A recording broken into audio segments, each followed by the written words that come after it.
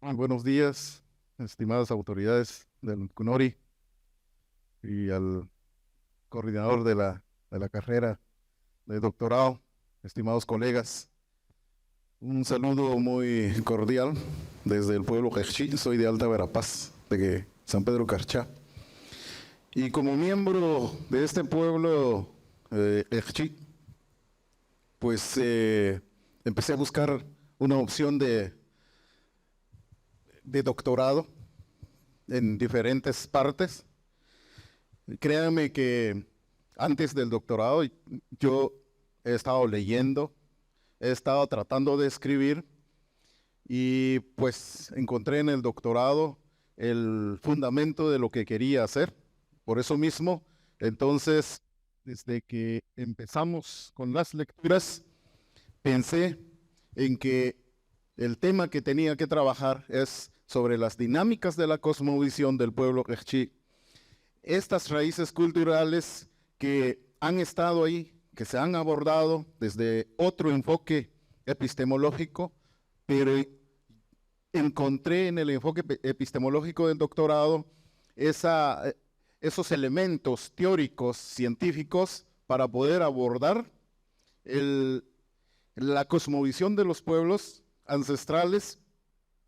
Y entonces, pues, creo que ha sido una motivación muy, muy fuerte, porque como dice el texto, que los hombres quieren volar, temen el vacío, ¿verdad? No pueden vivir sin certezas y rigores, por eso cambian el vuelo por las jaulas. Las jaulas son lugares donde viven las certezas y el rigor. Realmente la educación tradicional que nos han inculcado, pues nos ha servido para encerrarnos y de ahí no vemos, ¿verdad? Estamos encasillados y encontré entonces en este doctorado el espacio para ver más allá, todo, en general, holográficamente. Entonces, por eso fue que pensé en que abordar el tema de la cosmovisión desde la complejidad, desde la teoría de la complejidad, me iba a ayudar a plantear nuevas teorías, me iba a ayudar a plantear nuevas concepciones y a entender esto que hasta ahora se ha planteado de una manera tal vez un poco errónea. Más adelante lo voy a decir por qué. Entonces, propósito de mi investigación es encontrar esos mecanismos subjetivos que hay en la cosmovisión de los pueblos y poderlo abordar. En Guatemala, en el sistema de educación, en diferentes niveles, existe el abordaje de la educación intercultural, pero hasta ahora se ha quedado de alguna manera como de un maquillaje de la educación y no se ha abordado como debe ser para poder dar una educación que realmente levante a ese pueblo que necesita ese desarrollo. Yo he sido parte de un proceso de formación en diferentes universidades allá en Alta Verapaz, en donde abordamos la educación bilingüe, abordamos la educación intercultural, pero vemos que no pasa nada. Hasta ahora no pasa nada. Así es como, pues, de nuestras lecturas en el doctorado, me he planteado que hay mucha información científica, hay muchos datos epistemológicos que nos pueden servir para poder fundamentar, interpretar, entender lo que hay en la cosmovisión de los pueblos. Hay mucha información que ha sido tergiversada, hay mucha información, hay muchos datos que otros profesionales como ciencias, perdón, como la antropología, la sociología, la lingüística, que le ha dado giros a su conveniencia. Digo esto porque, por ejemplo, nosotros como pueblo quechí no teníamos el fundamento de por qué somos el pueblo quechí. O sea, los lingüistas nos llaman que venimos del Quiché Mayor, que es el pueblo maya, pero investigando, nadie ha dicho de dónde sale el pueblo Quiché. Al parecer, la antropología lo único que ha hecho es decir, bueno, se llaman tales porque viven en tal lugar. Ya. El caso que sucede con los lacandones, el pueblo lacandón, los denominaron lacandones porque viven en Lacantón, así. Y entonces son lacandones. Pero revisando toda la literatura, diccionarios, gramáticas de estos pueblos, encontré que muchas palabras que utilizan los lacandones lo tenemos nosotros los quechíes. Varios apellidos que tienen los lacandones lo tenemos también nosotros los quechíes. Entonces hubo una conexión entre el pueblo lacandón y el pueblo quechí. Pero yendo un poquito más allá, podemos encontrar que entonces tanto lacandones como quechíes probablemente vengamos del pueblo chol o somos del pueblo chol. Revisando el mapa, un mapa muy antiguo que encontré, tenemos que el pueblo chol sale de México, cruza toda la Verapaz y llega hasta la frontera con Honduras. Y probablemente sigue, pues. Y el pueblo quechí está remarcado acá. Hubo mucha conexión con el pueblo quechí y aquí está el lacandón. Entonces, realmente, hasta ahora no hay una explicación de por qué nos llamamos quechíes. Eso por un lado. Eso me motivó, entonces, a profundizar los estudios, a profundizar las lecturas y con ese aporte transdisciplinar que nos permite estos estudios que estamos haciendo, pues me planteé una gran pregunta que era la de encontrar esos mecanismos subjetivos y esos elementos cognitivos que hay que dinamizan la forma de la cosmovisión, o sea, cómo es el contenido, la organización de la cosmovisión ancestral. Y que entonces estos han constituido elementos raíces de este gran pueblo que sigue. Un libro muy reciente de un holandés que de nombre, de apellido Hakkeren, se me fue el nombre ahorita. El libro se llama Los mayas no desaparecieron, hoy hablan quechí. Bueno, el título es un poco impactante, pero tuve varios acercamientos con él, varias entrevistas con él, leí todos sus libros y la verdad, con él sí encontré muchos elementos que pueden aportar para una buena investigación de los pueblos. Pero ningún otro libro lo ha abordado. Hay otros que sí abordan, pero son libros muy antiguos del tiempo postcolonial, por ejemplo. Entonces, para hacer la investigación, pues hay mucha base teórica, hay mucha base epistemológica. Realmente pienso que las ciencias de la complejidad nos puede ayudar a entender muchas cosas. Y esto ayudó bastante en mi investigación. Creo que estos enfoques epistémicos y transdisciplinares pueden ayudarnos a construir entonces más conocimiento para no tocarlo en lo superficial, sino entrar en la interioridad del conocimiento de los pueblos.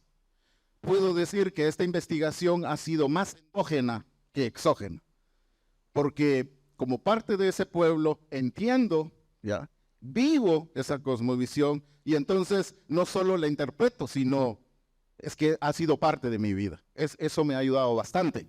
Y entonces cuando empiezo a leer, veo que las ciencias, la física, nos da a entender la formación de la materia, las energías, la biología desde el punto de vista Maturana, por ejemplo, nos dice cómo se dan los desarrollos de los procesos, las estructuras, las organizaciones, etcétera.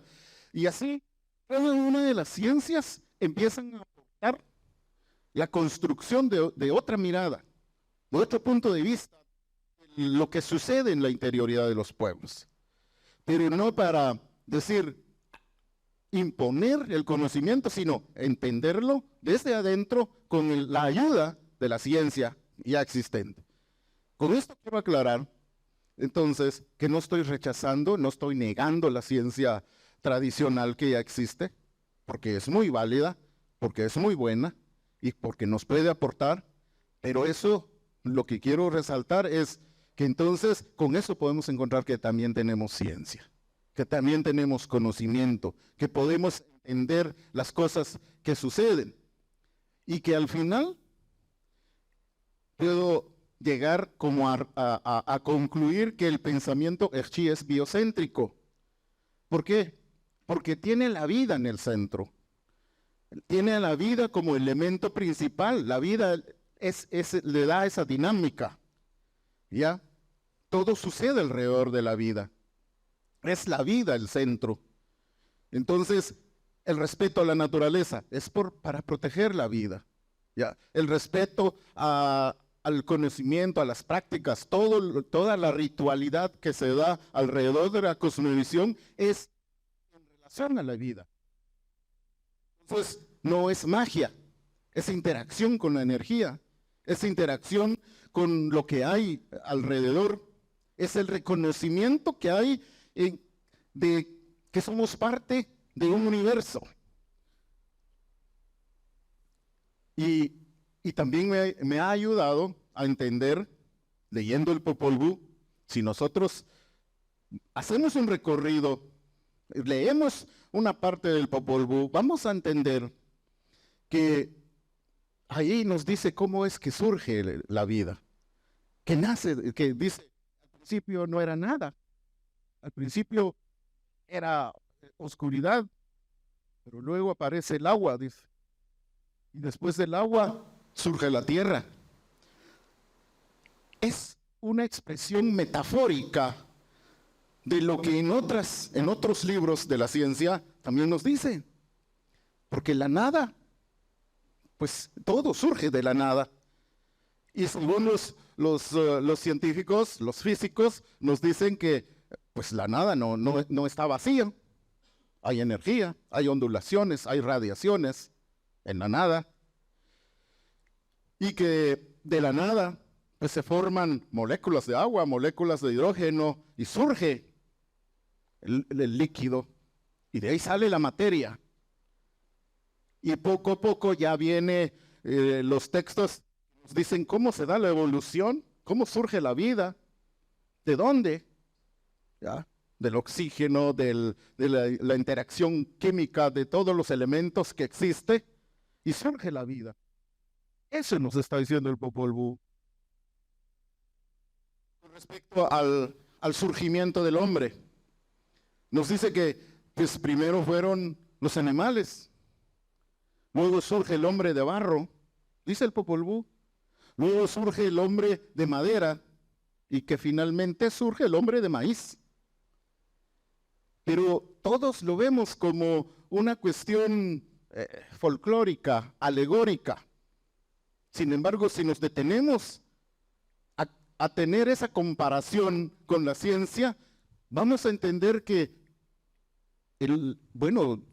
después del agua surge la vida, todos los seres, llega el mamífero, el mono, la evolución, ¿no?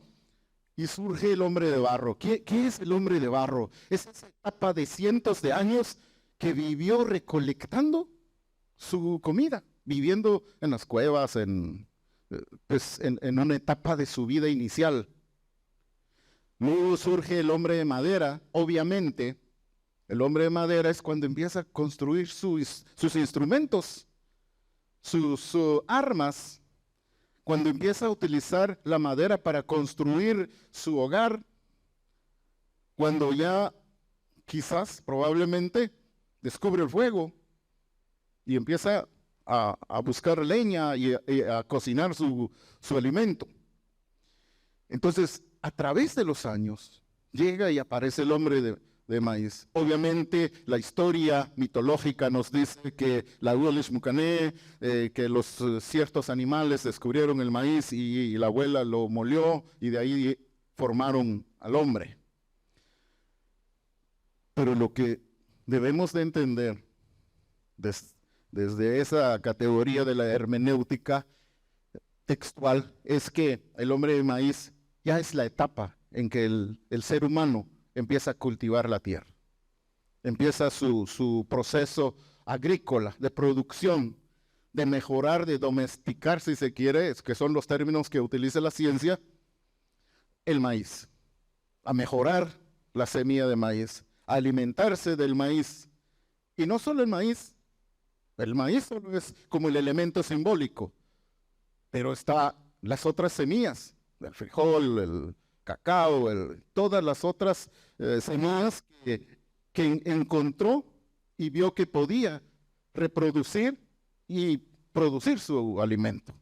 Ese es el hombre de maíz. Entonces no es que tengamos masa de maíz como materia en el cuerpo, sino que somos hombres de maíz porque pues surgimos de un proceso de producción agrícola. Y así pues entendamos que la física cuántica desde de Broglie, de Heisenberg, de Schrödinger, de Born, de Planck, de Einstein, ellos empezaron también a hacer lo mismo, pero ellos no escribieron metáfora. Ellos se fueron por otro lado y son los libros que hoy leemos. Pero con el aporte de cada uno de estos teóricos de la física, podemos entender la mitología, podemos entender la metáfora, podemos entender la ritualidad que hay en la dinámica de la cosmovisión de este pueblo, por lo menos el pueblo de Chi, que a mí me interesó en este estudio. Entonces, esos patrones que hay en la naturaleza, que hay en la mente, que hay en nuestro cuerpo, no son simples hechos al azar, no son simples suerte que haya sucedido o no es simple magia, sino que es parte de todo un proceso evolutivo, ya en donde la ciencia ya identifica el porqué de cada uno de los elementos. Por lo tanto, todos los átomos de nuestro cuerpo, que incluyen parte de ese antiguo lienzo que conforma el universo en el pasado, dice alguien, somos polvo de estrellas y estamos conectados biológicamente a cualquier ser con vida. Somos seres de energía invisible, vibra, entidades a su vez a todo lo que, unidas, a su vez a todo lo que existe. Eso lo dice Dalai Lama, un líder mundial, ¿no? Pero también hay un anciano mi vecino, que aún vive, de 88, 89 años. Lo dice en Gerchi, lo voy a leer en Gerchi y luego les digo qué significa. Dice, Eblichaim, anep li aspefchiku, ni kagwa saeur li kopo, ni kanapo, anep li kamama kishaan, li chek amo te li shula, anep li kitzin. Don Francisco Pop. Lo que dice este señor en Gerchi es, las estrellas son nuestros hermanos mayores. El sol y la luna son nuestros abuelos. Las plantas y los animales son nuestros hermanos menores. Eso lo dice él. Una persona que medio se comunica en español y que nunca fue a la escuela. Comparando con lo que dice el Dalai Lama, se parece. Pero luego Max Planck y Capra, leyendo los textos, coinciden en decir en cada uno de nuestros átomos, reside parte de ese polvo de estrellas con el que se originó el propio universo.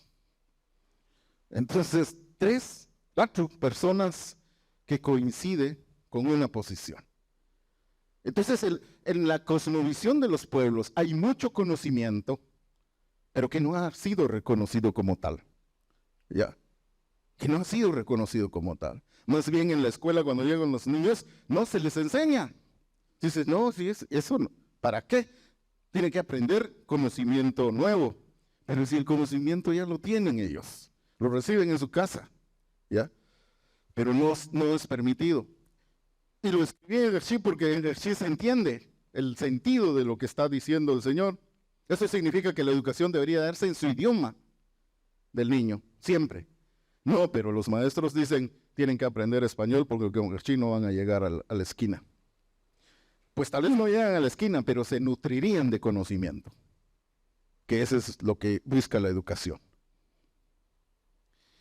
Pues los Hersheyes somos un pueblo cosmogónico, entonces que interactuamos con las energías. Que hay ritualidad para conectarse con las energías, es cierto. Que hay formas, que hay técnicas, que hay tecnología, que hay saberes que hacen la conexión con la energía, eso es cierto. Entonces, ¿por qué? Porque nuestro cuerpo está compuesto de órganos. Los órganos están compuestos de tejidos. Los tejidos están compuestos de células. Las células de moléculas, las moléculas de átomos, los átomos de partículas, las partículas de quark, los quarks de fotones. Somos ese polvo de luz, polvo de estrella que produce luz. Entonces, somos energía. Eso es lo que en la cosmovisión Hershey se piensa. Así que la cosmovisión, dice Mariana, es una forma de vivir la vida, de realización autopoética, la realización como totalidad. Nosotros como organismo, en nuestra dinámica relacional, existimos en la continua realización de nuestras autopoiesis molecular. Como organismos, operamos como totalidades en un medio en el cual interactuamos a través de nuestra constitución molecular en continua producción de nosotros mismos. Entonces, como pueblo Hershey, sabemos esto, solo que siempre el Hershey o el indígena en general lo dice metafóricamente, ¿ya? Y la metáfora pues es una figura literaria que habría que explotar en la educación. La cosmovisión es una forma de relaciones sociales, formas de organización, formas de congruente de encontrarse el individuo con su grupo social, de identificarse, de practicar ritualidad, de identificar sus signos, sus símbolos. La cosmovisión es una organización entonces compleja de conocimientos propias de los pueblos. ¿Ya? En mi investigación, lo que yo hice fue leer la teoría, escribir y confrontarla con los hablantes hersheyes. En la foto aparecen amigos que participaron conmigo en discusiones, en reflexiones, que también han estado estudiando y generando algunos procesos, pero que entonces fuimos descubriendo que se puede hacer mucho desde la teoría de la complejidad.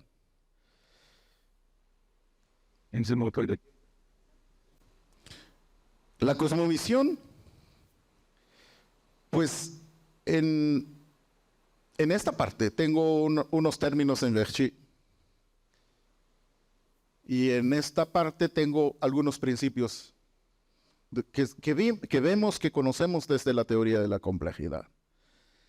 Tal vez no es lo mismo, pero esto es una gran cantidad de conocimiento. Estos solo son conceptos que vamos a ir encontrando su fundamento en cada uno de los principios de las ciencias de la complejidad. Solo, por ejemplo, con uno, el Kajbak, que nosotros decimos Kajbak en Hershey. No hay una traducción literal para este término, pero lo que significa, lo que puedo interpretar tal vez para poder explicar el Kajbak, es que es una práctica que se hace antes de la siembra de maíz,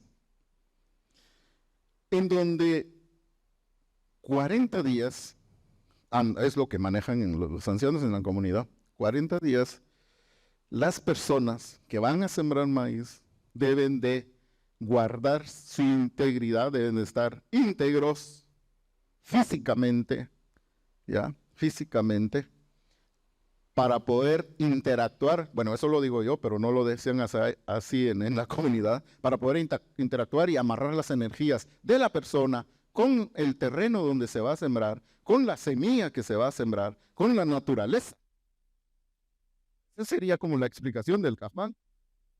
Viéndolo desde el Hershí, nos dicen, el Kafbak es que no tiene que enojarse, no tiene que pelearse con otras personas, no tiene que golpear, maltratar a los animales, tiene que buscar qué cosas puede comer, solo cosas calientes, no debe comer cosas frías, debe de resguardarse sexualmente, no tiene que tener relaciones con su esposa durante este tiempo. Entrar en una situación como de calor, eso es lo que más o menos nos explican durante el proceso, calor corporal, y que solo así el maíz se va a dar. Entonces a los quechuyos lo van a ver ustedes sembrando en las serranías, en lo alto. Ellos no tienen tecnología, no tienen tractores, no tienen nada pero están produciendo su comida. Hacen producir la tierra.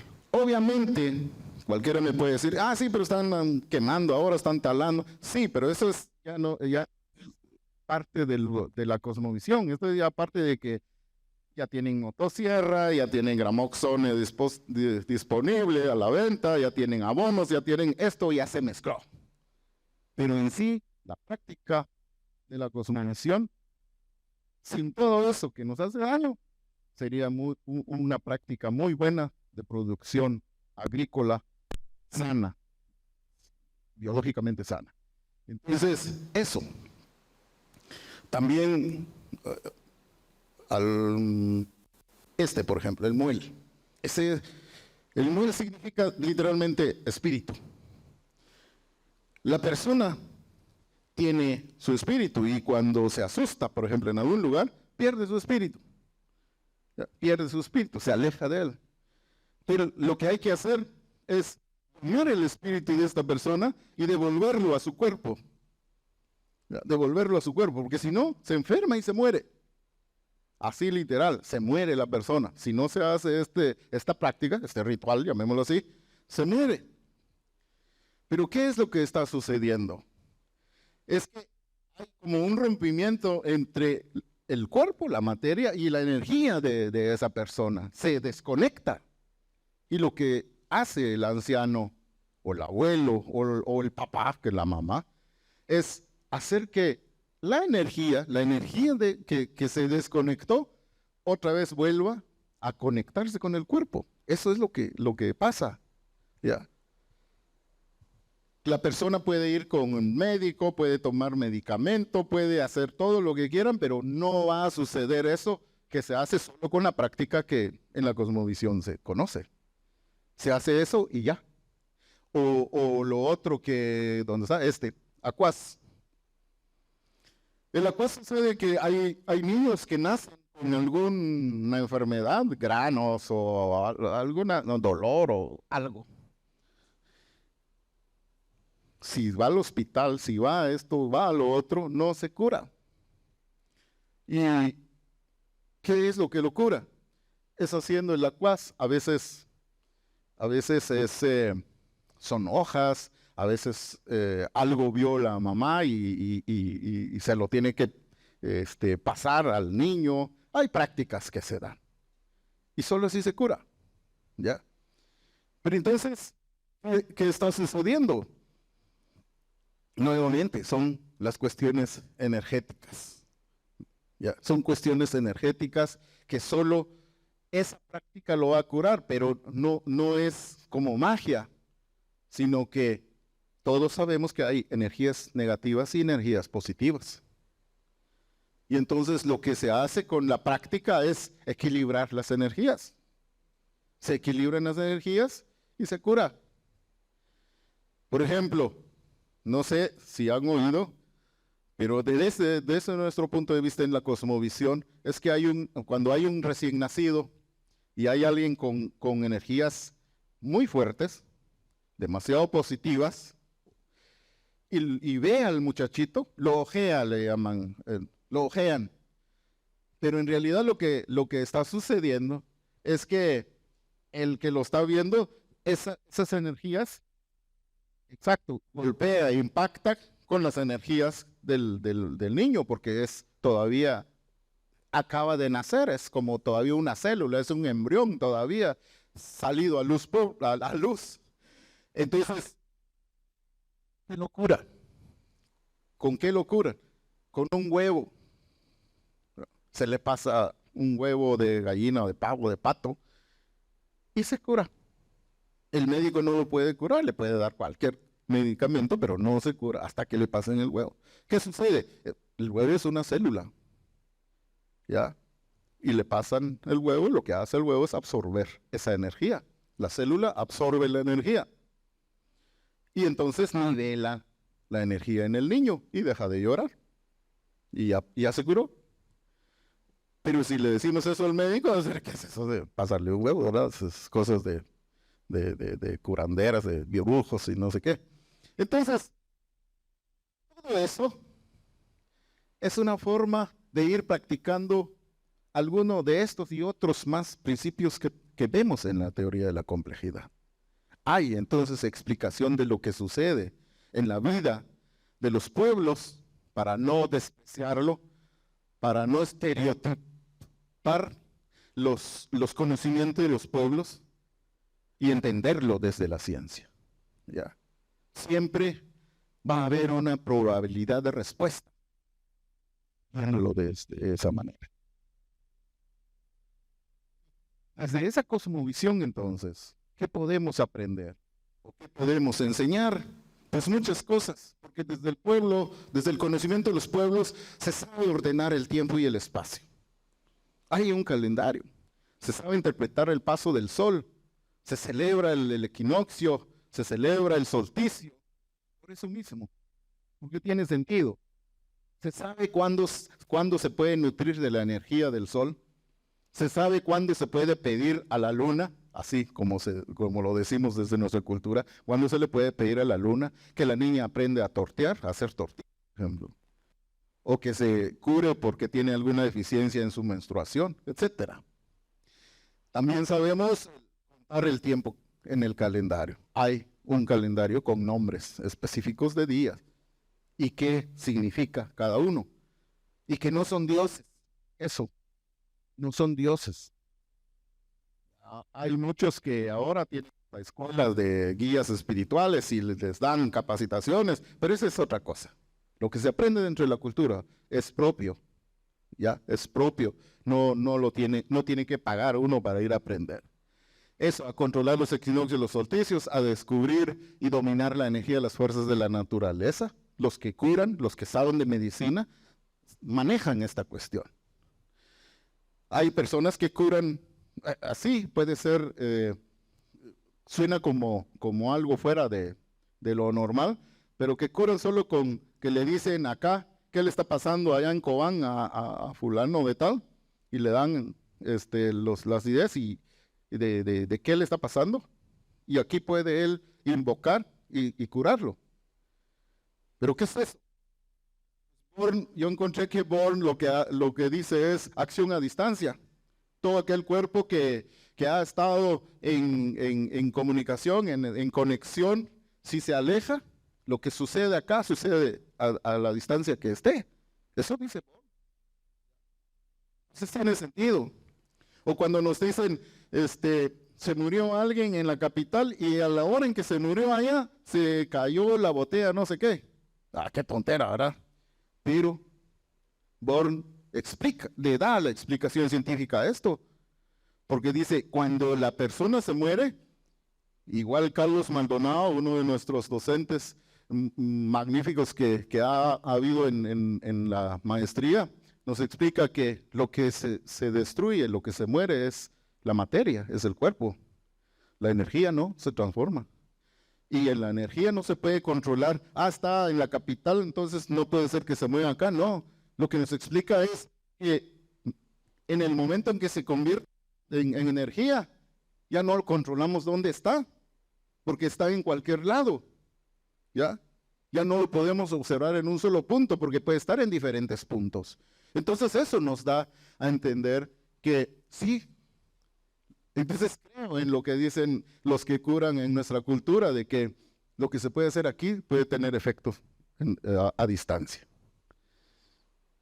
Pues aprendemos el lenguaje de la naturaleza, a curar enfermedades, a sanar el espíritu, a darle un nombre a cada elemento, hay nombre de todo lo que existe, a crear pues danza, música, a hacer producir, a hacer producir la tierra, a construir, a edificar viviendas, a elaborar herramientas, utensilios, a sistematizar y socializar los métodos, estrategias y técnicas de vivencia, organizar la sociedad, a gobernar, a dirigir un pueblo desde la cosmovisión, es posible, establecer normas, a conocer portales de comunicación. ¿Qué es esto? Pues se hacen rituales, se hacen ceremonias. Y las ceremonias es eso, para equilibrar las energías. No es una práctica de brujería o de algo fuera de lo normal. Si lo vemos desde la ciencia, vamos a entender que la ritualidad es una forma de abrir ciertos portales para poder comunicarnos con las energías, la energía del fuego, la energía del aire, la energía del lugar en donde se esté dando. A crear y practicar rituales, códigos, fórmulas naturales, a convivir con la naturaleza. Eso es mucho más, porque no lo sistematicé, pero creo que hay mucho conocimiento que se puede retomar desde el conocimiento de los pueblos para poder convertirlo en ciencia, en conocimiento para la educación desde la primaria, la secundaria y, por qué no decirlo, la universidad. Pues eso, mis conclusiones, pero ya lo fui dando. Tal vez solo quiero terminar con esto, es de que todo el respaldo bibliográfico utilizado en mi estudio, pues está Capra para poder entender la cuestión de la vida, Maturana también, Morín y Holland para comprender un poco la complejidad, porque es tan profundo, Nicolescu y Soya para entender la transdisciplinariedad, que es un poco lo que practiqué en mi estudio. Paganini, Hawking, Bauman, Briggs para los temas, bueno, para los temas de la cuántica, de la autopoiesis, la recursividad, la entropía, que son elementos que están presentes en mi estudio. A Carlos Maldonado para entender también la complejidad desde su punto de vista, porque es muy didáctico en su enseñanza. Y desde la cultura, pues a Strauss, a Leckendorf, a León Portilla, a López Austin, a Eliade, a Koronosov, que es uno de los que describen los símbolos, a Estrada Monroy, que es uno de los que ha hecho estudios en la región Quechí, a Florescano, a Sam Kolob, que es uno de las versiones de Popol Vuh muy buenos que hay, que es una interpretación desde del quiché al español. A Hackeren, que dije que es uno de los que ha hecho estudios actualmente en la región Quechí, y a Scholrek, a Vipeiros, a Girard y otros. También a Freire, a Piaget, a Vygotsky, a Pound es uno de mis maestros en la maestría en educación bilingüe, para poder comprender la teoría del aprendizaje. Es lo que tengo. Muchas gracias por su atención.